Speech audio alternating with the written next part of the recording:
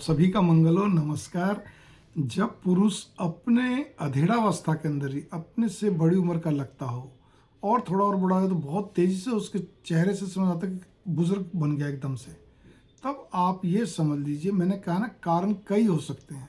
Medically भी हो सकता है और भी उसके क्या कहते हैं, स्थिति परिस्थिति कहते हैं ना, देश काल परिस्थिति हिसाब से उस पर कई तरह का तनाव हो सकता है, बहुत सारी बातें। लेकिन अगर किसी बिना इसके कारण के भी, या इसमें कोई हल्के हल्के कारण हों भी, एक दो और भी, तो भी अगर वो अपनी उम्र से बड़ा दिखने लगे, एकदम बुजुर्ग दिखने लगे, तो और शरीर भी एकदम से ढीला पीला पड़ जाए, तो उसके पीछे कारण केवल, वैसे तो हर चीज़ में स्त्री उत्थान पतन का कारण होती है, इसमें कोई शक नहीं है।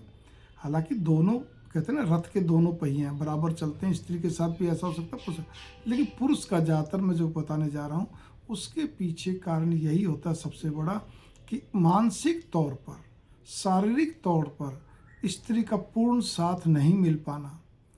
एक होता प्रेम भाव से, प्रेम भाव, चलो वैचारिक तौर पे प्रेम भाव, लाड़ प्यार दुलार स्नेह नहीं मिल पाना, केवल सिवाय टोका टाकी, घना समझाना, मतलब टीचर बन जाना, ठीक है ना, यही चीज़ है। वो पति बेचारा समझते समझते या हर चीज़ में उसको फिर एक भैंसा बन जाता है, अगर ऐसा कर दिया तो कभी ये नाराज़ हो जाएगी, कहीं बुरा मान जाएगी, फिर ताने देगी, ताने मिलते रहना। एक बड़ी अजीब स्थिति, बार बार उसके पति कमियों को उजागर करते रहना, उसको भूल चूक बताए रखना, समझाएगा, ऐसी बहुत सारी बातें। मैंने कहा ना, 10 कारण होंगे तो उसमें से 9 कारण अलग होंगे, एक कारण ये भी।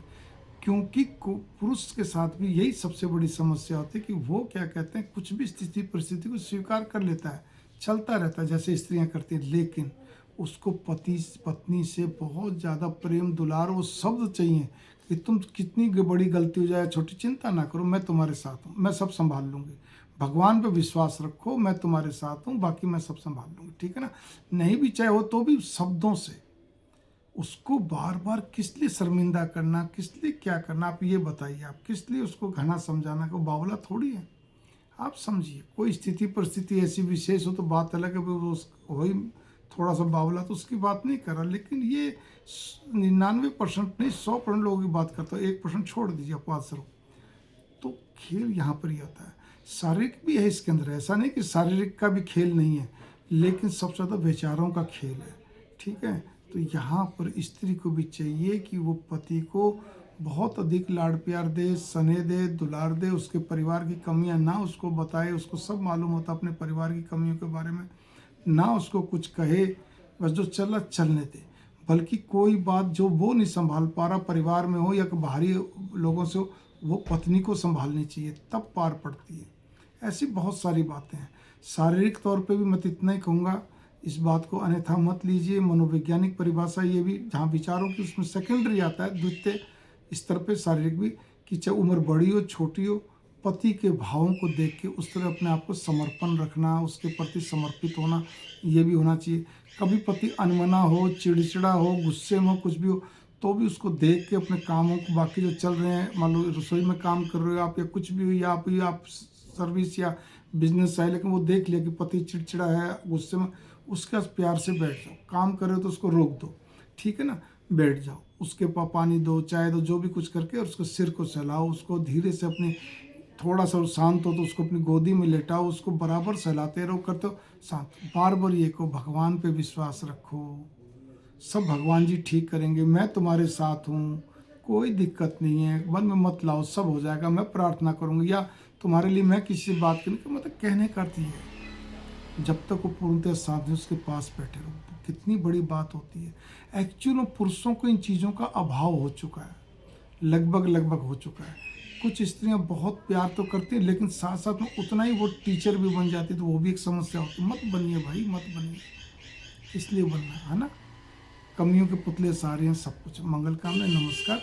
हालांकि फिर इसमें एक अंतिम लाइन जोड़ देता हूँ, ये बात पुरुषों पे भी लागू होती है, लेकिन कुछ चीज़ों, पुरुष और स्त्रियों में थोड़ा सा अंतर जो करा गया, उसके हिसाब से एक कहावत भी है, मुंशी प्रेम, महान साहित्यकार मुंशी प्रेमचंद ने भी कहा है, प्रेमचंद जी ने भी कहा है, कि क्या कहते हैं, स्त्री उत्थान पतन का कारक होती है, अपने शास्त्रों में भी लिखा गया है।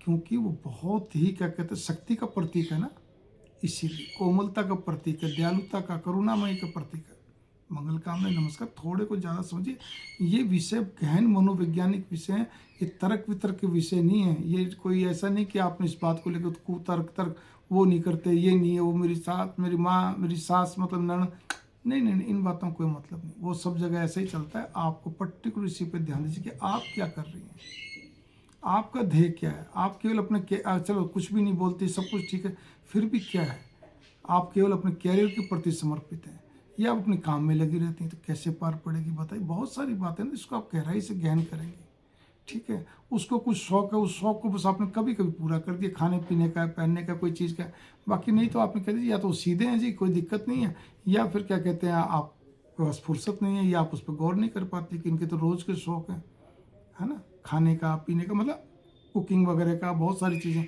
नहीं भी कोई चीज़ तो बनाइए, करिए, उनको अगर सजने सजाने का शौक है तो सजिए धजिए घर को, मतलब बहुत सारी बातें हैं जो कि आप इस तरह फुर्सत भी नहीं होती हैं, लेकिन करने में आजकल सबका क्या कहते हैं कटौती कर दी सबने। मंगल कामना नमस्कार।